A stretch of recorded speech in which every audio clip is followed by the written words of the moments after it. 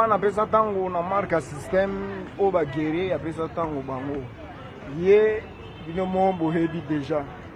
le batroté c'est un polyvalent abeta kanyoso sala kanyoso na musique na théâtre na nini donc artiste complet nga moko pe artiste complet naza donc na marque système tozali toki donc baguerrier bana pesa tango po basuda na bino bango Ibrahim ya Nzambe na nyonso makambo Ibrahim ya Nzambe na nyonso makambo yo yebi yonde Maman Charlotte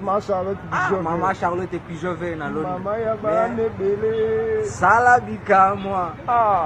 Maman ya bane bele Maman nanga salabika moi maman salabika moi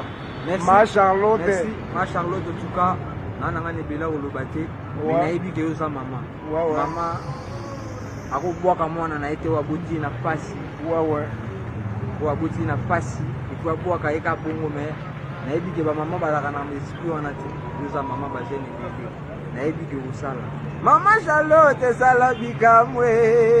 salabika moi mais nayebi ke ve déjà a opé so briefing déjà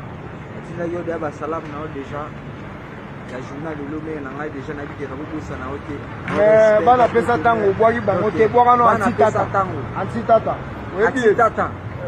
Jaurès Tchombe Jaurès Tchombe boza bato boza déjà ba elwana bon Claude Mignon Bilele bosani était fait poto Mignon Bilele kote na ngai bobi ke biso pe toza poto Kati Lolwa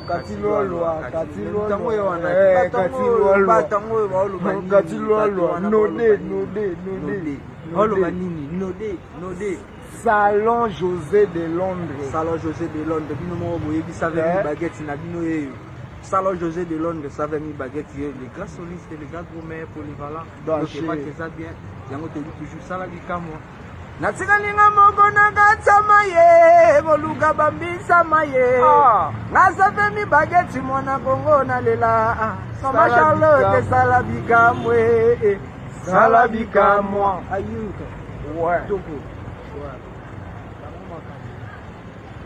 otala ndenge atelemi keche zongenga